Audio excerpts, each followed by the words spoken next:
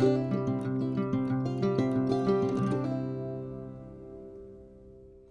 everybody, welcome back to my channel, my social thread, and my name is Crystal. To all my returning viewers, thank you so much for always coming back to watch my new content. But if you are new here, this is my sewing channel where I talk about all my sewing makes. I talk sewing patterns and fabrics, that sort of thing.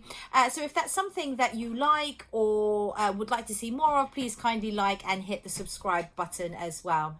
So how is everybody doing? How has your week been? My week has been quite busy. What day is it today? It's Wednesday. I'm recording. This is the 28th of February. This week has been quite busy, just with schoolwork, just the kids' activities that we go to. So Mondays are quite, every day is quite busy, just with the large family that I have. On a Mondays, we have swimming lessons, we have piano lessons, and my son has got some tutoring. And then on Tuesdays, we have tutoring for my two younger children as well. That's somebody that comes in. And then we have, that's it for a Tuesday. Wednesday, we have a couple of friends for the children that come over to play board games and play a bit of football in the garden. And we alternate that between them coming to us and us coming to them. And then on a Thursday tomorrow, we normally do, what do we normally do? Oh, we have sewing sessions. Sorry, my sewing sessions for teenagers at my house every Thursday. And now we are starting another thing once a month on a Thursday. We have a roller skating session, a homemade roller skating session, which will be quite nice, I think, for all the children. And then Fridays, normally Friday football, where we all get together with other home educated children and just have a good social outside, not necessarily football, just sort of getting together and sort of just socializing, I suppose. And I also have my adult sewing classes on a Friday. Anyway, so my week has been busy. Nobody has been sick so far in the house. So I know this is the time of the year where people are getting sniffles and colds and things. So we've all been fine. And apart from that, I've just been busy sewing, really, doing work with the children as well, of course, and busy sewing. So as you can see, over here is my Sew Over It Vivienne coat. I have now finished it. Well, it was completely finished, but then when I wore it to take photographs, the lining wasn't sitting well onto the vent. And so at the back, the vent was scrunching up or pulling, and it was just not very nice. I might pop up a photo of a couple of the back shots of my coat where the vent isn't sitting right. So then I had to unpick where the lining was hand stitched onto the vent, pretty much all the way around the vent, just to allow the coat to hang properly, and so that I was able to take photos. Funnily enough, when I was actually sewing it up, I had it on a hanger. My dress form, unfortunately, the stand is broken and it won't stand up, even though my son, 11-year-old son Gabriel, made me a makeshift stand out of wood. It's not standing upright, and I need to buy a new stand for it, although having looked at some stands, so the one it came with is just the plastic, like when you have with the Christmas trees, the two strips of plastic that just cross over to make like a stand, like similarly to what they have in Christmas trees. So anyway, that's quite flimsy, I think, in my opinion, for the price of the item. I think it was £90 for this dress form. And I couldn't find a place where you could buy a replacement stand, but what you can buy is an upgrade. So it's the same stand, presumably sturdier, but it's on wheels, like the wheels of an office chair, and that's £40. And I think I paid £80, so that'd be £120 for a dress form, which I actually, all in all, I know dress forms are actually quite expensive, but I haven't really got that in my budget for this month to buy. Anyhow, I keep going on to divergent tangents, but I was sewing the vent whilst on this hanger, and it was hanging really, really well and really, really nicely. So I was hand stitching it, making sure everything was hanging beautifully, and it was hanging beautifully. It was straight, there was no creases, no nothing. But then when I went to try it on, maybe the shape of I can only imagine the shape of my bum at the back is lifting the fabric up a bit, and it wasn't hanging right. So anyway, I had to unstitch and cut out all the stitching around the vent where the lining attached the vent, and that is the current state as it is now. I was going to attempt to restitch that, but then I thought, because I'm doing this vlog, I can actually show you what the issue is with the vent, and also show you the inside of the coat, which I wouldn't have been able to had I stitched it all together. Anyhow, so this is my Sew Over It Vivienne, as I said. Just going back to my last vlog, which is part 1 of the Vivienne coat, I know I got a lot of comments from people because I did talk about the sizing of the Romana coat, for example, where I was saying that had I decided to make the Romana coat, I would have been in a size 18, whilst according to their measurements, whilst for the sew over it I was a size 12. And I just said that the whole size issue with patterns, you know, can still be quite intimidating, in the sense that I know lots of people have their own insecurities with their figures and body sizes and bust sizes and sort of, you know, all these kind of things. And I know it shouldn't matter and it doesn't matter, but for some people it does, and for me, I must admit it does.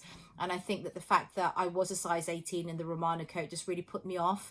And it wasn't wasn't even an 18, because an 18 was my actual measurements. And I've heard from other people that have reviewed the Romana coat that you need to go up by at least 2 sizes, because the ease in the coat, it's a very, very fitted coat, and there's not enough ease to be able to wear even like a thin layer of clothing underneath, so you would have to size up. So then I would have been like a size 22, which I don't even know if it goes up to a size 22. Maybe it does, I'm not sure, I haven't checked.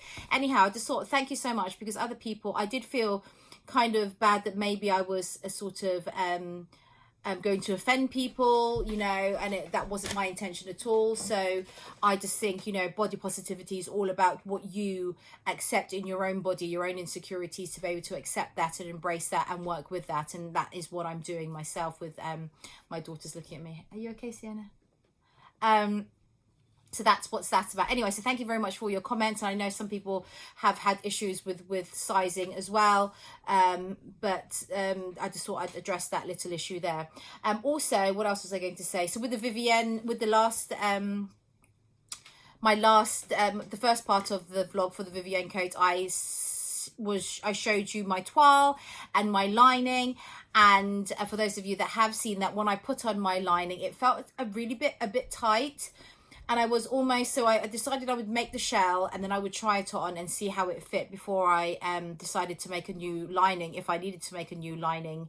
But then I just trusted the process, and I just thought, oh, I just trusted the process. I put it all together, and actually it fits really, really well. Even with so I'm wearing this jumper now, which isn't that thick, but I was wearing like my grey sweatshirting jumper the other day with the coat, and it actually fit over there. I mean, it's not ideal, as in I wouldn't be wearing a thick jumper under this coat anyway, but just to say that the lining did fit. And even with a thick sweater, the coat still fit. It wasn't like the most comfortable thing, but it still fit. So in terms of the ease of the coat, it's a very good there's a good amount of ease in the coat for wearing layers. And if you were wearing thinner layers, then there would be a lot of ease for comfort.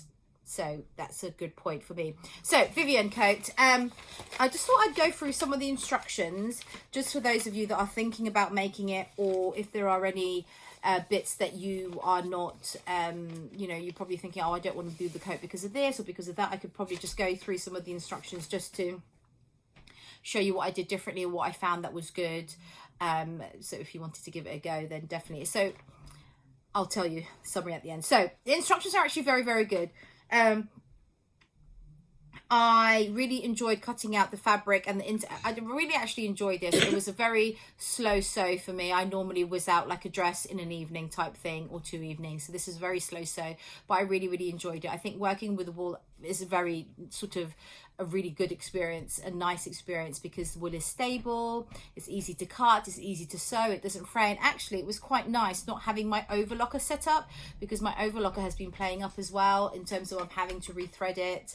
And I've recently had to buy the new thread plate I bought probably about a year ago, and I've recently had to buy a new presser foot and blades. I've bought so many blades in the past as well, and I just think I probably spent more on consumables on the machine than I paid for the actual machine. So I'm not sure if I'm due for a new overlocker soon, I don't know. But anyway, just thought it, obviously with coats you don't have to overlock anything, because with line coats you don't have to overlock anything, because everything, all the seams are enclosed within the lining, so it won't fray, because it's not coming into contact with, you know, the friction of somebody wearing it, and also the friction of like cleaning it and things. So yeah, so that was quite nice, not having to have the overlocker set up next to me. Instructions are actually very, very good, I found. So when I first decided to make the coat, I looked up some vlogs of other people, and they suggested, there's a lady called Calcedonia Sewing. She suggested 2 classes on Craftsy, which I watched, and I thoroughly actually enjoyed it. And I thought these are some really good tips on here that I'm going to use for this coat, because I just assumed for some odd reason that Sew Over It wouldn't have these tailoring skills in this pattern. But actually, they have all of the tailoring skills, maybe bar one that I got from the Craftsy videos. They have them in these in these instructions, which I'm very, very happy to report. Instruction wise, very, very good instructions. In terms of pattern drafting, I quite like the fact that the front body, when it gets attached to the side panel there, there is an option to put a dart. So I'll show you. So this is the front body panel, and this is the side panel. And when that part goes into this part, there is an option to put a dart there. So you have to ease this part into the 2 notches here. So it gives you the option. So for example, if your fabric really isn't easing into that space, you've got the option to add a dart. And if you don't need the dart, then obviously you don't need to add the dart. But I just think that's a great sort of detail to have in a pattern, that you consider different fabrics, so that you know what I'm trying to say. I just think it's a nice detail that they have the option to give a dart if you to put a dart in if you need one, but if you don't need it, you don't have to put it. So I think that's really great.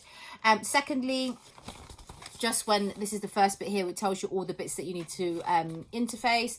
I did all of that, and I also interfaced the top half of the shoulder of the sleeve. So I just basically traced along here the whole piece here, and I just cut it off here, and I interfaced that whole thing with the tailoring interfacing. And I think I saw that on the Craftsy class, the tailoring class I did on Craftsy, and I think that was the only thing on here that they didn't do. Maybe there's one other thing as well that they haven't mentioned here that they mentioned in that tailoring class. Welt pocket. So the instructions on the welt pockets are actually not too bad, but I did watch the Sew Over It tutorial for the welt pocket insertion or creation, and that helped me a lot. So that was quite good. Definitely with the pockets, I would say. So this is the outline for the front. So you would really need, so with wool, it's very hard to mark wool, I find, even with chalk or with the erasable markers that I use, it's very hard. So you would really need tailor's tacks to mark these dots here, which I did use tailor's tacks. Now tailor's tacks, it's basically it's a weird thing actually with tailor's tacks.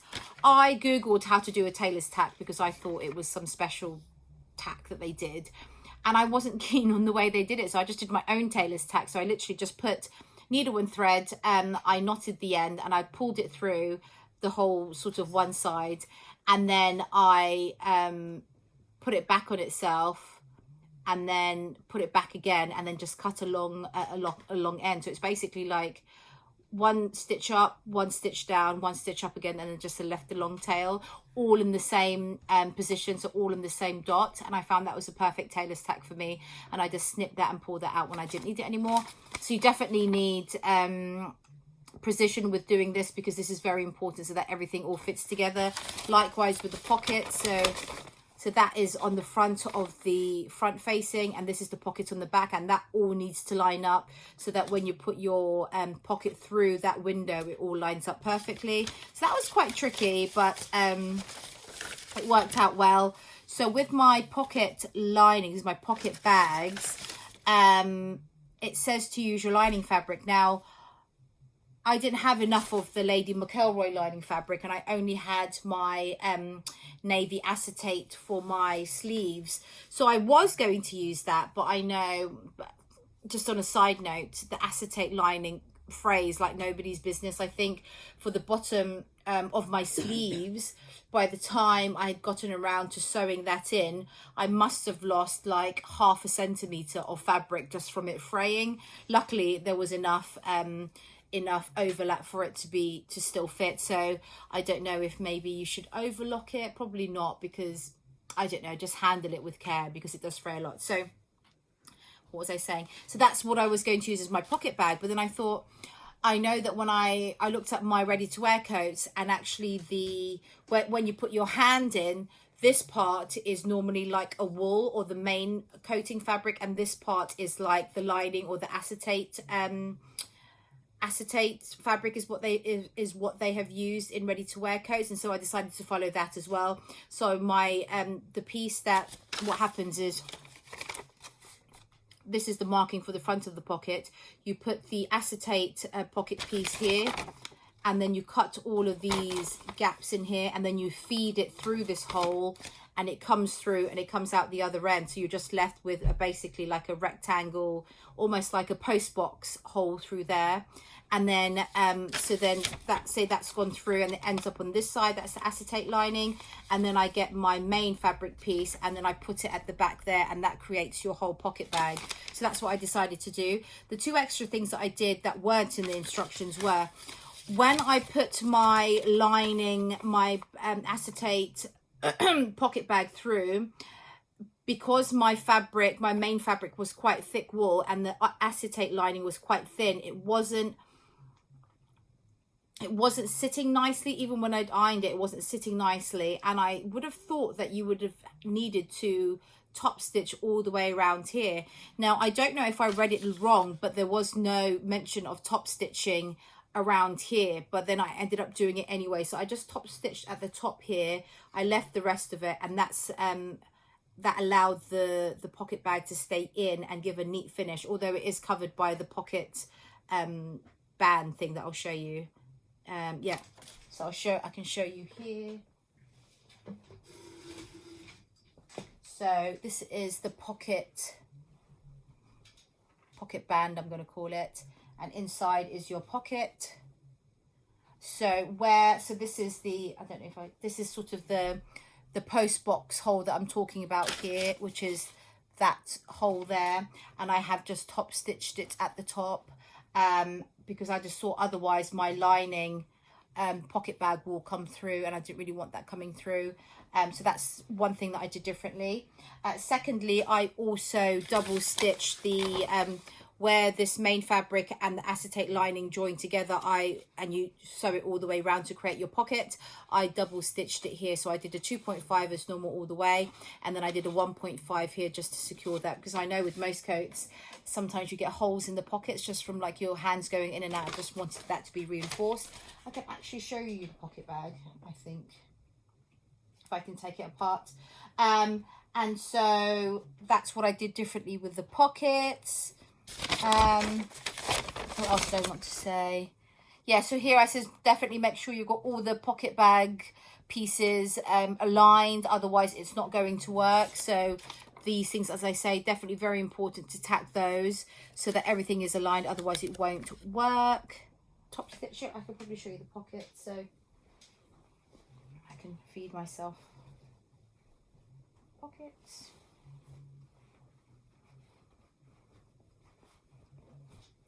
So that's the pocket there, and it's the acetate on the other side, and that's that there.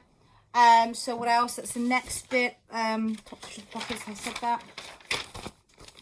Right, then it goes to doing the back vent. So with regards to actually creating the back panel, so these are the 2 back pieces, and then doing the back vent was actually really, really simple, and then you tack it down.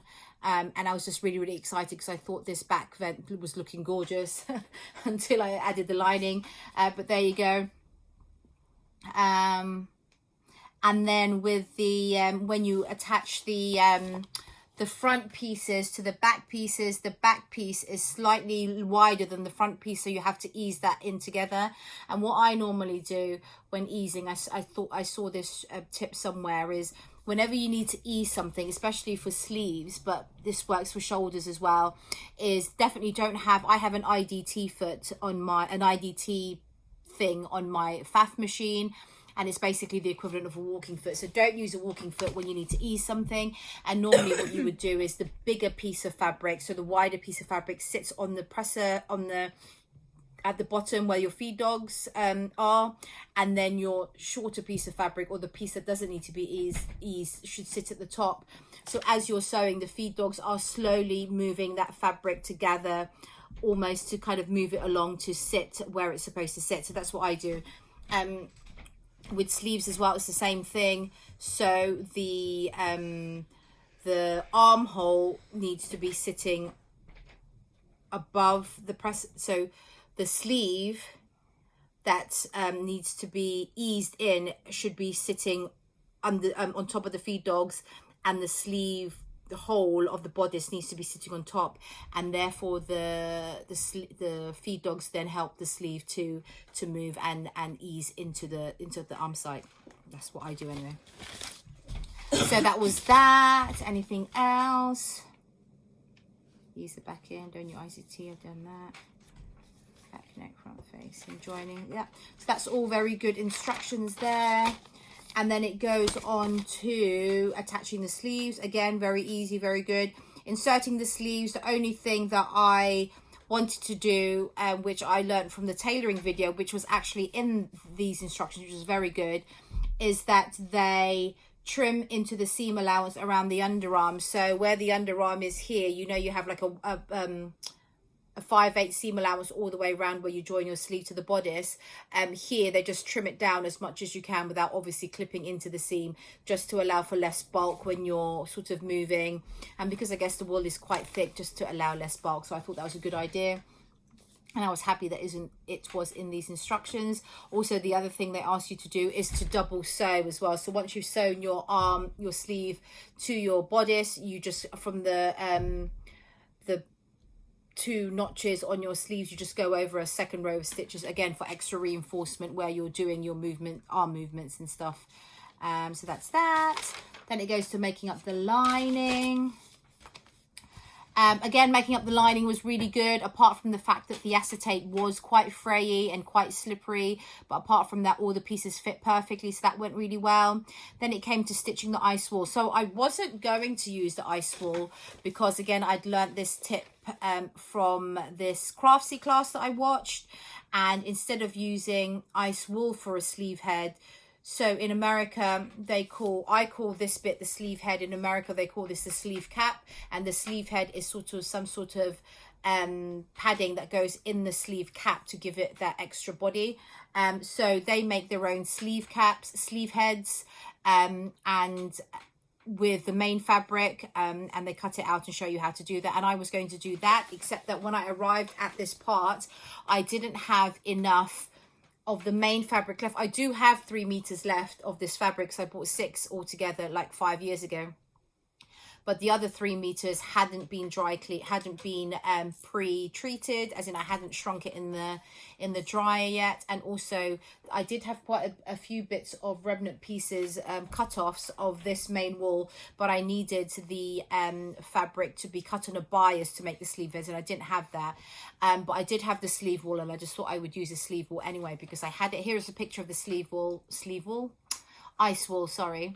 So it's basically just like fluffy kind of wadding, as it were. And these were pre-cut strips that I bought from Sew Over It a long time ago, and there were 4 strips altogether. It just says here, use a piece of ice wool. I just used 2 on one side, 2 on the other. So that was fairly easy enough to do. And that basically, you just add it to the seam allowance between the bodice and the sleeve head, and that just, it is kind of like the shoulder puff in the peony, the Fabric Godmother peony dress. So that extends quite a lot to give the poof height and to keep the poof there, whilst with the ice wool it only extends out a little bit, so it just gives you a little bit of I mean obviously you can't feel it, it gives you a little bit of structure in the sleeve head, or sleeve cap as they call it in America. So that was really good. And then the next thing that I was a little bit confused about, but it turned out okay in the end, was it wasn't actually inserting the lining. It was when it came to this part here. So you insert the lining right sides together, you sew all the way around, and then you end up with something like this once you've turned it all the way around. And then it asks you to pin all the way around the line where the lining attaches to the front facing all the way around. And when I was reading it before I'd actually done it, I wanted to know, I was confused as to why they needed to do it. I didn't see the point of it, because it just says pin literally, you know, almost in the ditch of the stitch line between the front facing and the lining, and I didn't see the point of it. But what I've added to my little notes here is you need to pin all the way through, so that the facing, what it's basically trying to do is the facing is they're trying to attach it to the interfacing of the coat at the back. So basically it's not free, it's not moving around, it's stitched here but not all the way through, otherwise you'll see it on this side, if that makes sense. So that get you to pin it here so that you've got have an exact placement of where that part needs to lie, and then you stitch it. I think you hand stitch it. Yes, you hand stitch. You go underneath and you hand tag or hand stitch the seam allowance onto the seam allowance of this part here, that seam allowance onto the interfacing that's attached to the back of the coat, and that just keeps it nice and flat and stable. So I thought actually that was a really good thing to do. Next thing was this. Now this was the big thing when it came to, so everything went really smoothly and I was really happy with it.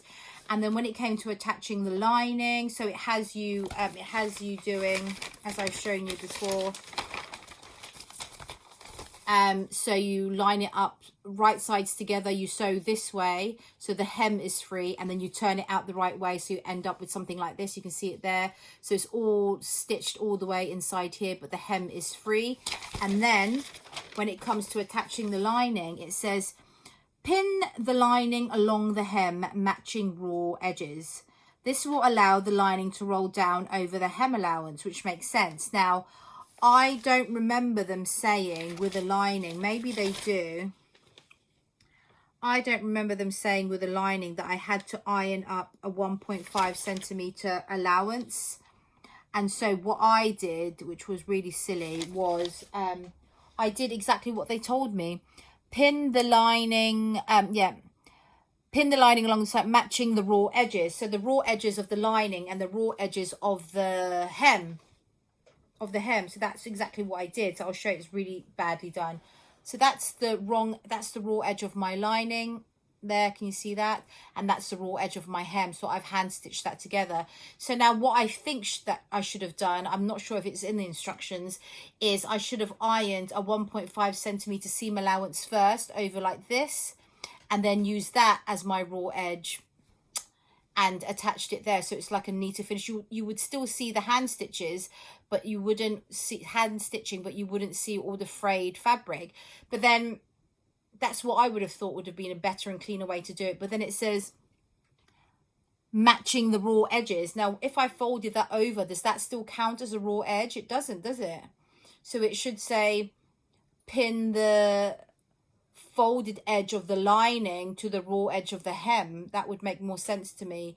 So I mean, I ended up doing the raw to raw as it says on there, so it is quite messy, but because there is enough lining, it I'll show you. So that's what I've done there, but because there is enough lining, that overhangs it, so you can't actually see the stitching there.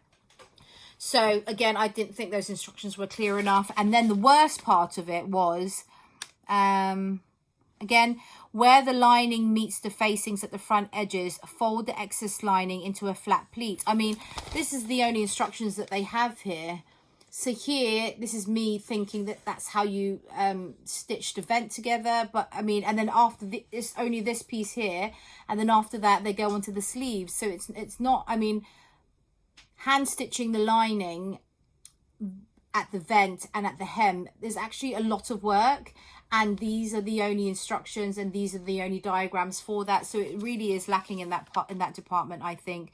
So then the next bit, it says hand stitch the lining along the vent edges On the right hand underlap, the lining will sit just inside of the fold, and on the left hand side it will sit in line with the hem seam. Now that just gobbledygook to me. I did not understand what that meant, because I didn't understand it, and to be honest with you, I don't think it doesn't go on. It doesn't talk about this part here, this little part here, like how you would stitch that together, and when it goes around the corner, how you would need to clip things and to make things all fit. There was none of that, and so I just had to hand stitch it the best way I thought I could, which I did do, which obviously didn't turn out right anyway, because I've now had to unstitch it and I'll have to revisit that. So that's really poorly made, I think. And then at the end of that, it's then buttonholes and the belt. So I was going to go with this belt, which is the belt that goes all the way around, but then I would have to make thread loops, which I didn't think was that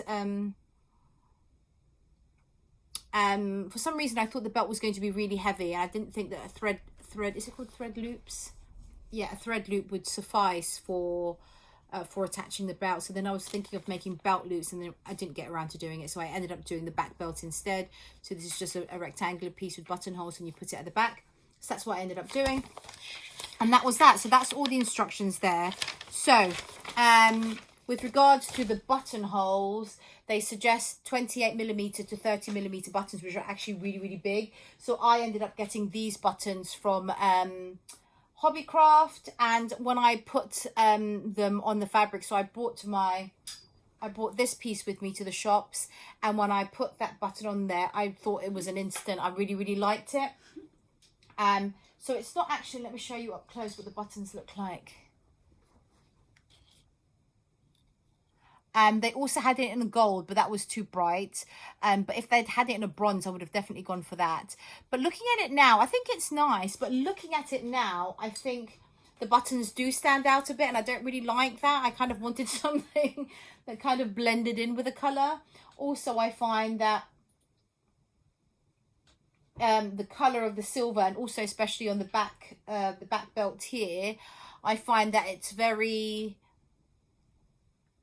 like, old school. What can I say? It's very a traditional coat. Like, it's probably I did have a coat like this back in the 90s when I was a student, and it had, you know, this exact back belt with these kind of buttons, but maybe it was more like you know, bronze buttons with the sort of crests, military crests, that sort of thing. And I don't know if, I mean, I can obviously change the buttons. I was thinking maybe a more just a plain sort of burgundy, you know, big flat plastic button might make it look a bit more modern and up to date, because I think this is looking a bit dated. But then again, I suppose this pattern is it's a vintage pattern. So I suppose that's the look they're going for, but I'm not quite sure. Anyway, with regard to the buttons, I love the buttons in and of themselves, but just with this coat, I'm not sure if it's the right choice. But I will leave it on for now and see how I feel about it. Because they're already sewn on, obviously. And also what I did decide to do as well is put these little buttons on the other side. So I don't know if you've noticed with ready-to-wear garments, when they have coats or thick, well, mostly with coats, they have the big button and they have the small button. And I googled it, and it's basically just to ease pressure, apparently, of the coat, of the buttons being used. And also it's just a nice and neat finish rather than having all your knotted parts of your thread showing. So I just had that in my stash, and I just put that on there. Buttonholes, I did measure them out quite nicely. I was quite lucky actually with my buttonholes, because I'll show you a picture. I only had a tiny bit of thread left at the end, so I managed to get all those buttonholes done with the same fabric, with the same thread, and also the back belt buttonholes as well with the same thread, with just literally a tiny bit of thread left. So I was very happy about that. So with the buttonholes, if you are going for the 30mm buttons, my actual thread, what's it called, buttonhole foot doesn't go as big as 30. So mine only goes to, I don't know, I think that's like 28 or something. And then I tried to, there's a little thing here, I tried to move it so then I could move it all the way back to make it go bigger, because my button wouldn't fit in. So I clicked that bit and I moved it out further, and then I did a tester buttonhole. But when it got to the end, it did it stop? It didn't stop, it just kept going. So I think something in this clip part tells the machine to stop at a particular place and then go back on itself. So what I then decided to do is I just left it at the biggest size within the clip, within the limit of that, and I tried it, and then I cut the hole, and actually the button does fit in there. It's a bit of a squeeze, but it fits, and so I had to do that. Otherwise I wouldn't be able to make a buttonhole because the foot wasn't going back on itself. Anyway, just a little thing there. And then what else was I going to say? Buttonholes. Oh yeah, so this is the lining. If you watch my previous video, you'll know that I put an inverted pleat here, inverted box pleat here, because what they'll have you do in the pattern is to get the ease at the back, they'll just have you, there's like two notches here to make a little pleat like this, and then you get the choice to either fold it this way or fold it that way, which I just wasn't keen on that it was folded either that way or that way, and so I decided to do an inverted box pleat like this, but in hindsight now I should have done a proper box pleat, and that would have looked better. Proper box pleat like that. As you can see, mine is inverted, so you can see the gaps there, as in the pleats there, and that's the coat itself, and that's my lining. So everything else went well, and I will now show you the big issue here, the problem with my lining attaching to the vent. So here is what we have. So originally I matched the center seam of my lining to the center seam of the coat, which you can't see. It's in here, the center seam of the back of the coat. So I matched that up nicely, and then that all kind of matched up nicely, and then I hand stitched all the way here. So that's the slant at the back of the vent. I sewed it all the way up here. I sewed this part down here. This is the underlap when you're wearing it. And then with this part, I didn't quite know what to do, because this part you've got like a nice kind of edging there. With this part, this is the part that you'll see when you're walking. There's a lot more fabric here, and I don't know whether that's supposed to fold. So I unstitched it now. I don't know whether that's supposed to fold over, whether you're supposed to tuck that underneath and not have that much showing. It doesn't actually tell you. And then obviously the situation with this area here is the corner there. I didn't really know how to add that on. So originally, like I said, I'd sewn this all down, and this bit I kind of made up and made it look really, really nice. But obviously where I've worn it, it just wasn't sitting right, so I had to undo that. So I have now contacted Sew Over It on Instagram, and they told me to write them an email to see if we can fix the situation, which I don't think I'd be able to get any advice from them that would be any useful, only because talking about a sewing issue via email is probably not going to help anybody unless, you know, somebody actually sees it and it's very hard to be able to write that down. What I did do is I did do a little video clip, which I'm trying to compress and send to them exactly what I'm showing you here, and then hopefully they'll be able to give me some tips. So what I've managed to do now is I've managed to pin the corner of this lap here, just where that stitch is there, and I just pinned that just to see what it would look like, and then I tried it on and it wasn't pulling. So that, I think, is the right position for that to be in. And as you can see, my original stitch line was here, and it's gone up like by a good centimetre up there. And then this, I'm not entirely sure what I'm going to do. I mean, as you can see, that's the overlap, and this is the fabric. There's quite a lot of fabric that goes that way, so somehow that's going to have to be pinned there, and something's going to have to happen. Also, with this bit here, it doesn't actually tell you to hand stitch that or to how to finish that. I just kind of did that myself. Also with the fold here, I've hand stitched that bit there. It doesn't tell you to do that either, so I'm not sure, unless I've missed it. It doesn't tell you to do this, so I had to do that myself. Anyway, so that's that. I'll pop up photos of myself wearing it. All in all, actually, I do like the coat. I think that the wool is very nice. I think it feels heavy, and it feels warm, and it just feels like a really nice ready to wear coat. And in the pictures it's actually quite hard to photograph wool because it kind of looks a bit worn. You know, like where fabric has bobbled, it looks like bobbled fabric, but it isn't. It's really nice and smooth, and it's new, obviously, so it's quite hard to get photos, really good nice photos of the color as well. But I have been posting photos, but I do really like it, and I can't wait to wear it. I'll probably wear it this Sunday for Sunday Mass, but now I'll have to like try and quickly, I don't know, create another new dress to go underneath it. I don't know. Oh, the only other thing as well, where I was talking about you know, I had to pin in the ditch where the lining meets the front facing all the way, and then underneath I had to anchor the seam allowance to the back, to the interfacing on the fabric. So I done that, and I was checking now and again to see if the thread was coming through, but I was using matching thread. Now I didn't see any thread coming through at all. I thought it was perfectly fine, but when I photograph it, you can see tiny little dots here and there, and that is actually thread that has gone through, but because it matches, you can't actually physically see it by the naked eye, if that makes sense. Probably if I put a light up here, I'll be able to see it. So I don't know whether I'm going to snip at it.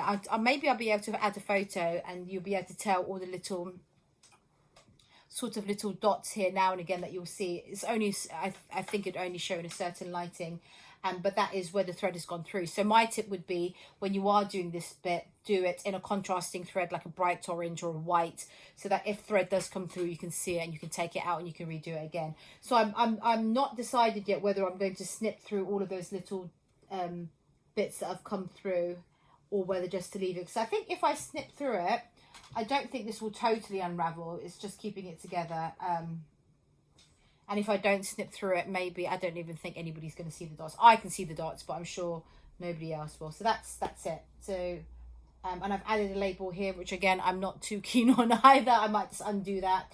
Oh, I need to add a hook, you know, hemline, do like a metal chain hook that I'm going to add here, and then add, instead I'm going to get rid of that that label, and instead just have one of these, which I did for my other coat, a handmade leather label. So I'm going to get rid of that, put that there, and then have a metal chain underneath as a coat loop, coat hook. So that's what I'm going to do with that, and everything else is good. So the only hand stitching that is involved is the hem, the vent, and the this bit. In terms of construction, in terms of other things, there is hand stitching, I shouldn't say there isn't. But that's it. So hopefully that was a thorough review for you. All in all, I really do like the finished article, although I wish that the inside was as good as the outside in terms of the instructions and the execution. I think the instructions needed to be better, that they needed to be more comprehensive with regards to the attaching of the lining to the vent and the hem. And this would have been a perfect project, really. I do really like the coat, and I will wear it, and the instructions so far have been very good, apart from that last bit which I keep going on about. So yeah, I think definitely give it a go. Hopefully this will help you if you are thinking of making it. Also, as I say, not that many people have made the Vivienne coat, so I guess it would be my vlog. It'd be Sarah Quashie, who used to be Sarah Bailey. So she's done a good vlog on it, and also that Chalcedonia sewing lady that I follow on Instagram also. So there's 3 vlogs that I know of about this coat, if you wanted hints and tips of if you wanted to make it yourself. Anyway, in the meantime, that's all I have to talk about. Hopefully you all have a really lovely week coming ahead, and I will hopefully have my roundup of the month coming out in a couple of days as well. I will obviously mention the coat and just do a short summary. I won't go through all of the details of the coat, because I'll just direct people to watching this vlog and part 1 of this vlog as well, in terms of looking for information about the Vivienne. So yeah, thank you so much. Hopefully you enjoyed that vlog. Any questions or comments, please do comment below, and I will hopefully see you again next time. Thank you so much for watching. Take care. Bye bye. God bless.